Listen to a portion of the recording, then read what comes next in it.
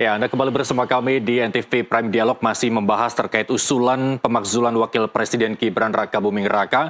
Masih bersama Pak Sylvester dan juga Pak Roy.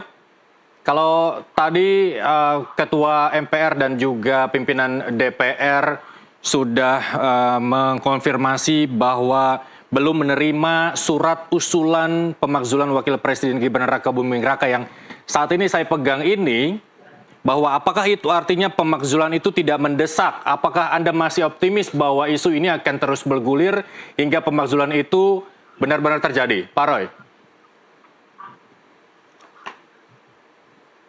Ya Pak Irsal, begini, jadi mohon maaf kalau tadi beberapa kali mungkin agak kepental ya keluar gitu. Silakan. Moga-moga pas sambung gini. Jadi intinya kita tunggu saja, nggak apa, kita hormati kebijakan DPR untuk mungkin belum membacakan pada sidang paripurna yang kemarin ya. Tetapi artinya semua aspirasi masyarakat itu wajib hukumnya untuk diterima ya gitu, atau kemudian minimal untuk dibacakan. Perkara nanti tidak berproses di DPR itu soal lain. Tetapi kalau kemudian itu sempat kemudian dibacakan, toh sudah surat itu masuk semenjak tanggal 26 Mei pada saat tengah-tengah reses. Dan kita tahu semua sudah jadi rahasia umum. Secara individu beberapa anggota DPR atau pimpinan DPR itu sudah mengetahui, dan meskipun mungkin secara pribadi mereka tidak bisa mengatakan.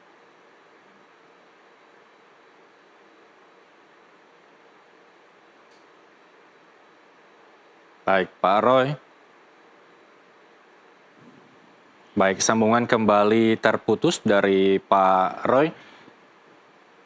Mungkin saya kembali ke studio bersama Pak Sylvester ya, terkait dengan dasar-dasar yang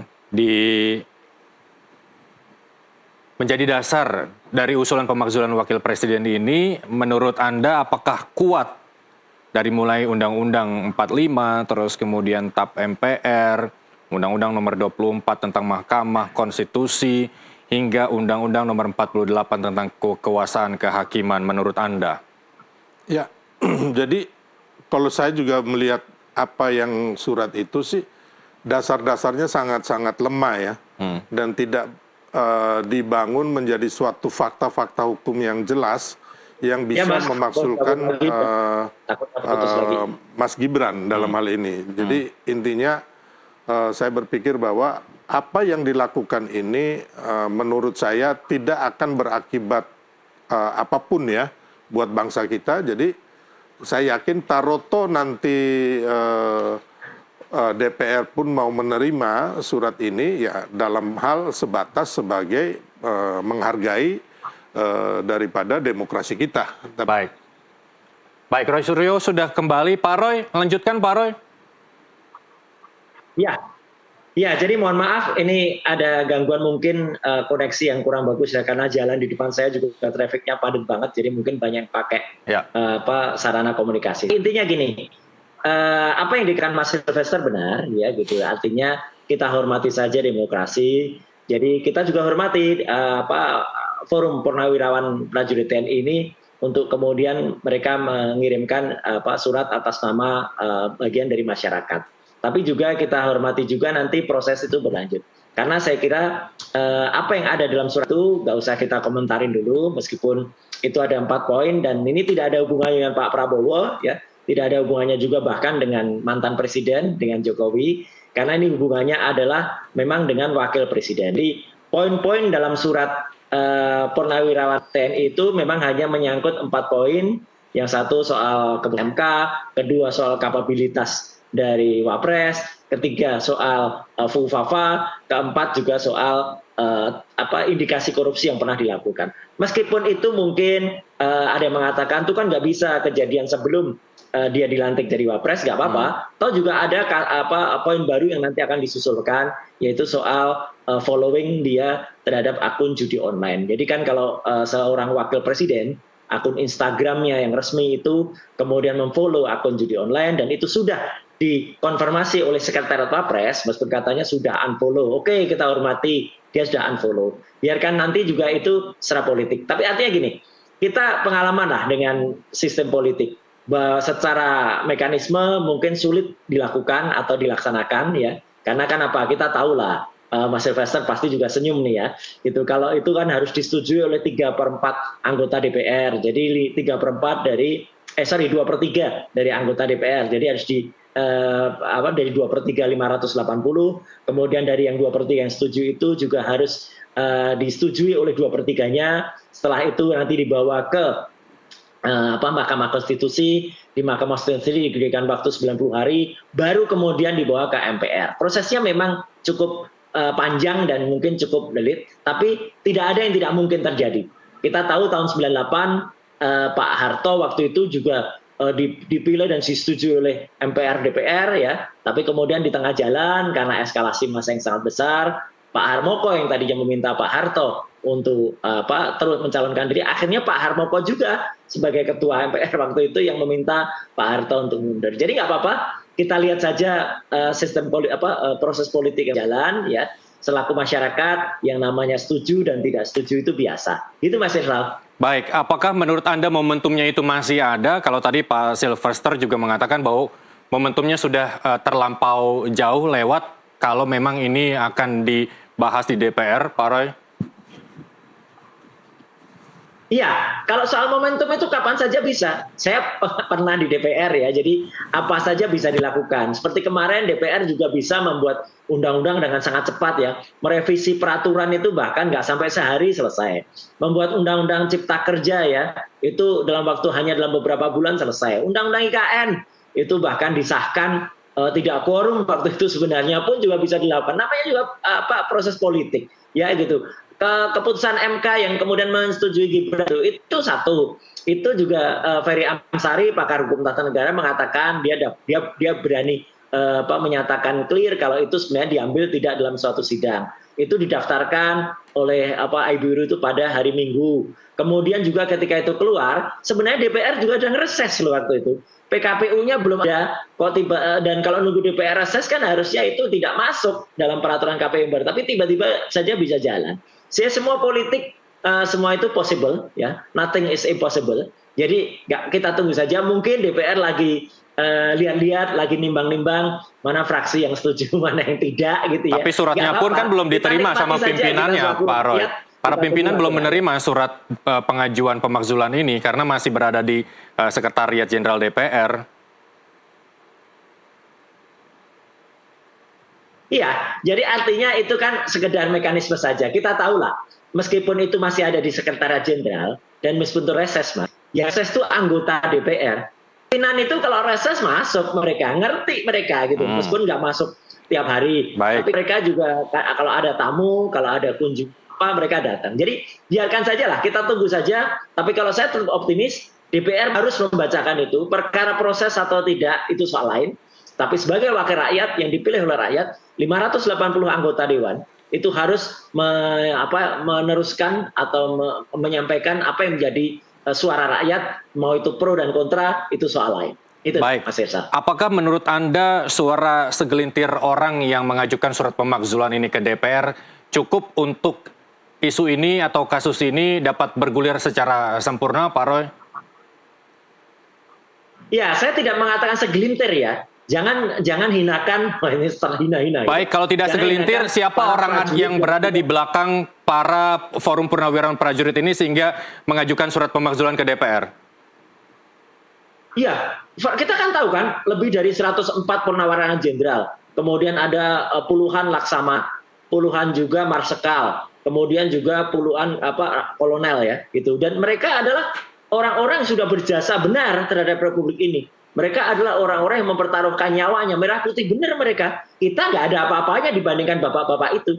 Gitu loh. Jadi kalau mereka mungkin punya pemikiran yang clear ya, dan waktu membuat surat yang pertama, yang isinya 8 poin itu, Pak Mantan Wapres, Pak Tri Sutrisno pun juga ikut teken gitu loh. Jadi artinya kita nggak bisa menafikan itu. Lebih segelintir lagi ketika misalnya tiba-tiba ada usulan dari beberapa anggota dewan yang waktu itu kemudian dibalak ya Badan Legislasi mengusulkan perubahan atas undang-undang pemilu waktu itu lebih segelintir lagi itu gitu. Jadi artinya mereka tidak bisa mengatakan mewakili rakyat. Ini baik, justru rakyat. Tapi yang kemudian dipertanyakan adalah meskipun belum diproses, ya, kita tunggu saja Mas Eka. Baik, meskipun banyak purnawirawan yang tergabung dalam forum purnawirawan prajurit TNI ini, siapa yang mereka wakili, Pak Roy?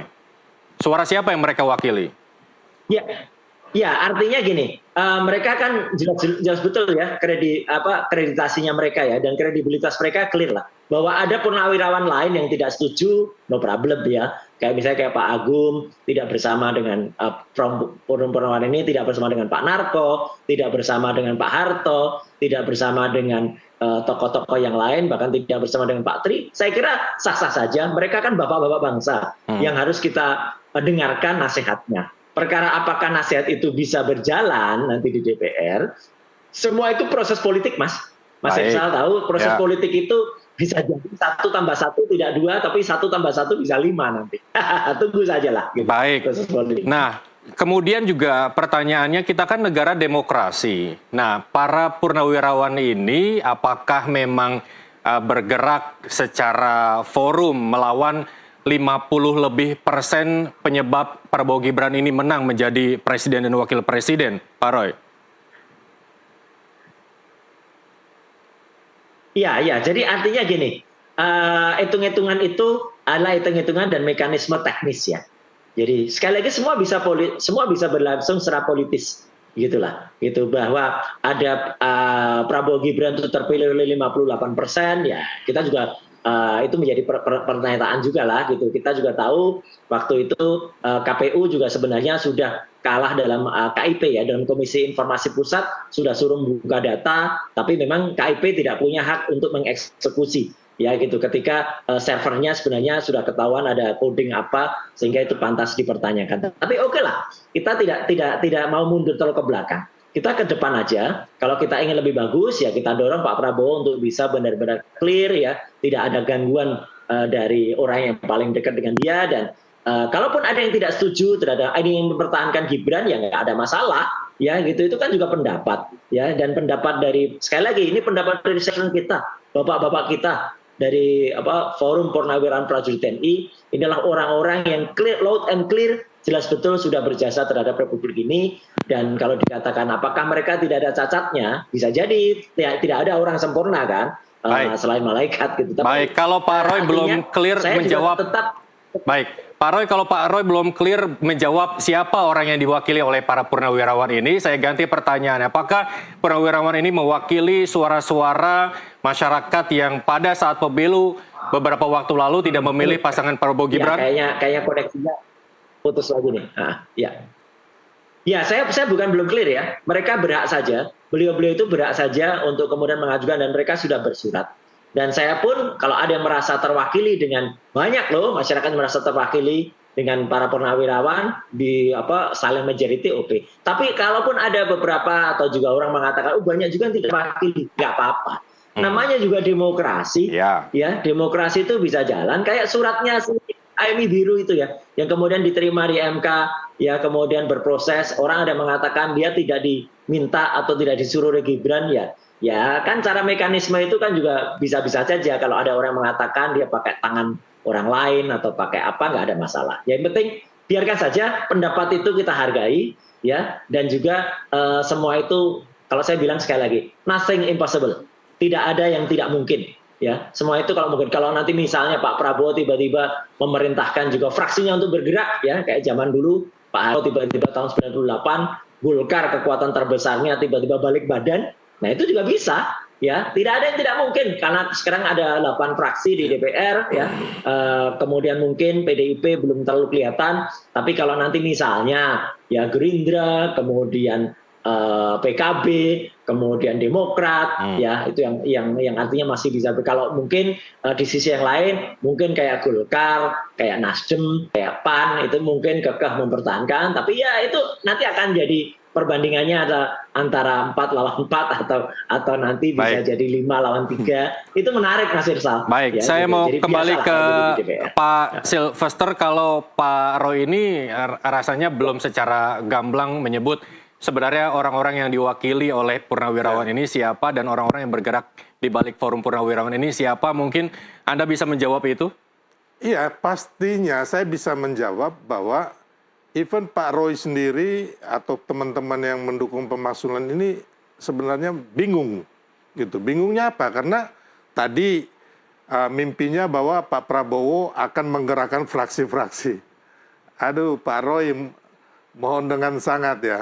Mas Gibran ini diminta oleh Pak Prabowo untuk jadi wakil presidennya itu, calon wapres itu sampai 4-5 kali ya. Terus yang kedua, Pak Prabowo pun tidak pernah bertemu atau istilahnya menerima forum purnawirawan prajurit TNI ini yang notabene adalah sebenarnya anti beliau, tidak mendukung Pak Prabowo, mereka tim suksesnya Anies Baswedan. Makanya kemarin yang diterima itu adalah forum purnawirawan resmi, dalam hal ini bapak-bapak di Pepabri, bapak-bapak di Persatuan Purnawirawan Angkatan Darat, Angkatan Udara, Angkatan Laut, bahkan Polri, gitu loh. Yang mana di situ ada Pak Luhut, ya kan, Pak Agung Gumelar, Pak Hendro Priyono, ini yang ditemuin. Dan yang hanya ditemuin itu hanya satu, yaitu waktu, dan itu diajak juga Mas Gibran gitu loh, sebagai wakil presiden, waktu Hari Kesaktian Pancasila kalau nggak salah, Pak Prabowo mengajak Mas Gibran bertemu dengan Pak Tri Sutrisno dengan Ibu Megawati. Jadi mereka ini seperti apa ya, orang bilang punguk merindukan bulan gitu loh, ya kan? Pak Prabowo sendiri nggak merespon. Terus teman-teman di DPR, ya kan? Kita lihat Ketua MPR, ya kan, Ketua MPR sekaligus sekjen daripada Gerindra, Pak Ahmad Muzani mengatakan bahwa tidak ada pelanggaran konstitusi yang dilakukan oleh Mas Gibran. Itu terucap sendiri loh, sebagai Ketua MPR dan juga sekjen Gerindra. Terus yang kedua, Pak Surya Paloh mengatakan bahwa isu pemaksulan ini jangan sampai ya kan didasarkan oleh rasa kebencian gitu loh, ya. Terus Golkar sendiri tidak merespon. Kemarin teman-teman Demokrat melalui Mas Ahaye mengatakan bahwa mereka tidak menggubris isu pemaksulan ini. Karena apa? Mereka lebih fokus untuk mendukung pembangunan yang dilakukan oleh Pak Prabowo dan Mas Gibran. Intinya itu. Baik, Pak Roy, bukan dendam politik ya menurut apa yang disampaikan oleh Pak Silverster? Ya, tidak ada personal. Jadi ini adalah demokrasi dari para senior-senior kita yang insya Allah juga itu akan mewakili, meskipun mungkin bukan semua, tapi sebagian masyarakat yang harus dihormati. Saya setuju ya, tadi yang disampaikan beberapa pendapat-pendapat, baik itu dari Pak Ahmad Muzani atau orang lain sempat keluar. Tapi sekali lagi, Mas Silvester, kita juga paham lah. Ya namanya politik itu kadang-kadang pagi bicara apa, siang bicara apa, sore bicara apa. Jadi nggak apa-apa, nanti kita tunggu saja, kita nikmati saja. Ya para wakil rakyat kita di DPR, 580 anggota DPR, plus nanti di MPR, plus 128 anggota DPD, itu nanti kalau akan mempertimbangkan ini. Demikian juga dengan MK. Karena juga tidak ada yang bisa dikatakan hitam dan putih seluruhnya ya. Aturan-aturan itu kan juga bisa ditabrak gitu aja dalam rangka pencalonan Gibran waktu itu kan. Kita tahu semua lah gitu, pengusulannya dia pada hari Minggu yang tadi sudah saya bilang, sampai dengan PKPU-nya belum ada aja ditabrak waktu itu, anggota DPR saja diproses. Tapi juga sudahlah, biarkan. Kalau saya sih orangnya progresif saja, berpikir ke depan saja ya. Dan kalau mungkin progresif pada jalur yang mana Pak Roy? Kalau tadi Pak Roy mengatakan bahwa politik itu bisa berubah pagi, siang, sore, malam, progresifnya ke arah mana? Iya, artinya ke arah menuju Indonesia lebih bagus. Karena kalau kita lihat ya, oke lah, ini memang debatable. Ya, kita kan lihat yang namanya jejak dari Pak Prabowo ya, kemudian kinerjanya luar biasa kemarin pada forum di Saint Petersburg misalnya, gitu, pada International Economic Forum. Itu kan luar biasa mendapatkan jawaban atau mendapatkan tanggapan yang sure. Apa jadinya gitu loh, misalnya kita tidak mengecilkan arti, tapi seperti dulu ayahnya ya, seperti Pak Jokowi, apakah pernah mendapatkan seperti itu? Apalagi Gibran gitu loh, kalau di forum internasional gitu loh. Jadi kan ya kita mengatakan, ada orang mengatakan biar dia belajar dulu Mas gitu. Republik ini sudah 50 tahun ya, jangan membiarkan ada orang yang lagi belajar memimpin gitu ya. Nggak bisa belajaran. Kita harus benar-benar dapat pemimpin yang firm gitu. Apalagi malah ada ada pendapat konyol yang menurut saya berlebihan mengatakan Gibran itu adalah wapres terbaik yang pernah dimiliki oleh Indonesia. Waduh, come on gitu ya. Kenapa tidak sekalian Gibran itu adalah wapres terbaik yang pernah diciptakan di seluruh permukaan bumi ketika bumi itu dilahirkan. Gitu aja sekalian. Pak Roy, kalau tadi Anda mengharapkan langkah progresif ke depan untuk Indonesia lebih baik, apakah langkah ini bukannya justru akan menghambat jalannya pemerintahan untuk mewujudkan Indonesia yang lebih baik ke depan? Mungkin saya minta tanggapan dulu Pak Silverster dari pernyataan Pak Roy tadi. Ya, jadi intinya segala adu domba ya menurut saya, pemakzulan ini tidak punya dasar-dasar hukum, ya kan? Tidak ada pelanggaran konstitusi yang dilakukan. Bahkan teman-teman ini kan selalu bilang Pak Jokowi ya, bapaknya Mas Gibran ataupun Gibran sendiri melakukan pelanggaran hukum, korupsi, abuse of power. Sampai detik ini, tidak ada satupun dari mereka itu bisa memberikan bukti, ya kan? Jadi menurut saya ini hanya narasi, termasuk soal ijazah palsu. Ini narasi yang digunakan kalau menurut Pak Jimli Asidiki sebagai mantan ketua Mahkamah Konstitusi, bahwa isu-isu ini dibuat untuk secara untuk menghancurkan karakter lawan politik. Jadi ini sebenarnya kalau menurut saya ini mengganggu pemerintahan Pak Prabowo, Mas Gibran, termasuk masyarakat kita diadu domba oleh orang-orang yang menurut saya mereka tidak punya hati buat bangsa kita gitu. Baik, Pak Roy, udahlah sejalan aja, maksud kata Pak Silverster tuh seperti itu, biar pemerintahannya berjalan sesuai keinginan Kasih Pak Roy sampai 2029. Iya. Baru tanding lagi, fight lagi kita. Gimana Pak Roy? Tapi juga kita hormati pendapat masyarakat. Kalau menurut saya pemerintahan akan lebih baik kalau Pak Prabowo bisa berjalan tanpa ada wapres seperti Gibran yang telah melakukan. Bagaimana bisa? Mimpi ini Mas Roy ini. Kita kan beda pendapat boleh kan? Ya. Beda pendapat boleh. Jadi artinya ya kita tunggu saja. Kalau tadi soal belum terbukti, kalau tadi nyempil soal ijazah, nggak apa-apa. Udah makin banyak nanti fakta-fakta yang ada. Kita tunggu saja lah, semua itu akan dan Gusti Allah Subhanahu wa taala tidak sare atau tidak. Baik, bagaimana bisa melangkah ke arah yang lebih progresif Indonesia ke depan jika menurut Anda Indonesia bisa berjalan tanpa wakil presidennya, Pak Silverster? Ya, jadi saya lucu aja ya, Mas Roy. Gimana judulnya bisa Pak Prabowo ini, sedangkan Pak Prabowo dipilih oleh rakyat bersama paketnya tuh Mas Gibran yang ikut memenangkan Pak Prabowo ini. Kita nggak usah to the point bahwa Mas Gibran ini punya pengaruh, termasuk dukungan dari Pak Jokowi dan tentunya masyarakat yang 58% itu. Terus kalau mengenai katakan Mas Gibran, ada Ade Armando ngomong, saya juga tidak sepakat bahwa saya nggak sepakat itu, ya kan? Saya waras. Hanya Mas Roy, kalau bilang Mas Gibran tidak layak, menurut saya, ya kan? Dibandingkan dengan kita-kita ini, saya, Mas Roy, atau Purnawardana dan Jenderal, belum tentu loh. Atau anak-anaknya. Kita lebih hebat dari dia. Atau otak kita lebih jenius daripada Mas Gibran. Mari kita buktikan, gitu loh. Ya kan? Baik, jadi, pembuktiannya ada di DPR ketika nanti kita... Ya, intinya kalau menurut saya, apa yang sudah dipilih rakyat dan tidak ada pelanggaran konstitusi ini, biarkan ya kan Pak Prabowo dan Mas Gibran ini menyelesaikan janji-janji kampanyenya kepada masyarakat selama 5 tahun. Nanti kalau nggak puas ya kan, supaya bisa menang lagi, kita tarung lagi di 2029 gitu. Ya, tuh Pak Roy diajak tarung lagi di 2029.